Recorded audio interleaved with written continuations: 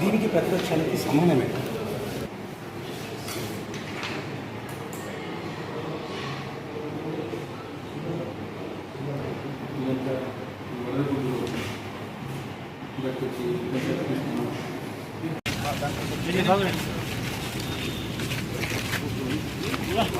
ఈరోజు pensions distribution మీద collector గారికి రిప్రజెంటేషన్ ఇవ్వడం జరిగింది.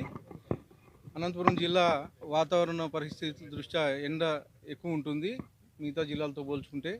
దానికనే అనంతపురం జిల్లాని ప్రత్యేకంగా పెన్షన్స్ ఇంటింటికి పంచమని చెప్పేసి కలెక్టర్ గారిని కోరడం జరిగింది. కలెక్టర్ గారు ఈరోజు మీటింగ్ జరిగింది, ఇంకా డెసిజన్ సాయంత్రంకి వస్తుంది.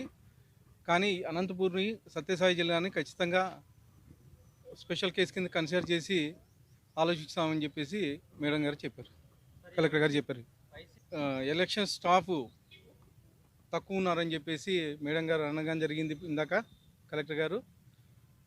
ఈ వాలంటీర్ వ్యవస్థను రద్దు చేసిన తర్వాత ఈ ఎంప్లాయీస్, రెవెన్యూ ఎంప్లాయీస్ అయితేమి మిగతా ఎంప్లాయీస్ అయితేమి అంతా ఎలక్షన్ వర్క్లో బిజీగా ఉండడం వల్ల మేము సచివాలయాలకు వచ్చి తీసుకోమని చెప్పేసి చెప్తున్నారని చెప్పేసి మేడం చెప్పడం జరిగింది. ఏదన్నా చేతగాని వాళ్ళు ఉంటే వాళ్ళకి